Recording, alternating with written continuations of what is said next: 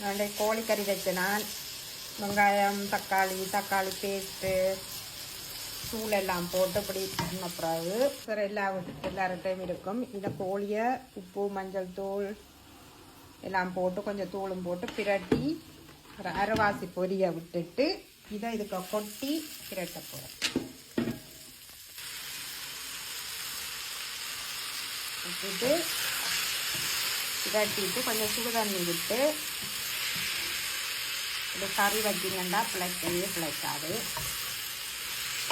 Pressure எல்லா வீட்டையும் இருக்குங்க. இது எல்லாரும் வாங்கி வச்சுருக்கீங்க. இப்போ எல்லா வீட்டிலையும் கூடுதலாக இருக்குது. இதுதான் நான் கறி வைக்கிறேன். நான் பிழைக்காது. கோழியும் உடையாமல் நல்லா முழுசாகவே கிடக்கும்.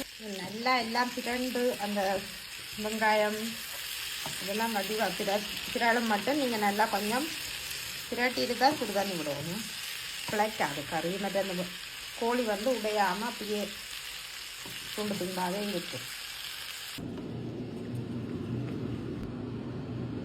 இப்போ கொஞ்சம் பெருஞ்சீரகத்தூளையும் போட்டுட்டு வைக்கினீங்கன்னா அந்த மாதிரி சூப்பராக நான் கோழிக்கறி ரெடி. நீங்கள் ஒரு கைப்பிடி செய்து பாருங்கள். ப்ரெஷர் இருந்துண்டா உங்கள்கிட்ட எண்ணெயும் இருக்காது. நிறைய பேருக்கு வைக்கிறேன்னா நான் நார்மலாக பொரிச்சிட்டு தான் வைக்கிறேன். நான் நிறைய பெரிய சமையல் அதுகளுக்கு எண்ணெய் கூடாதானேண்டா இப்போ இது இருந்தபடியாக ஏர் ப்ரெஷரில் கொஞ்சம் நேரம் வச்சுட்டு 20 நிமிஷம் வச்சுட்டு எடுத்திங்கன்னா காணும். 180ல் 20 நிமிஷம். சூப்பரான கோழிக்கறி இப்படி செய்து பார்த்து எப்படி இருந்தான்னு சொல்லுவோம்.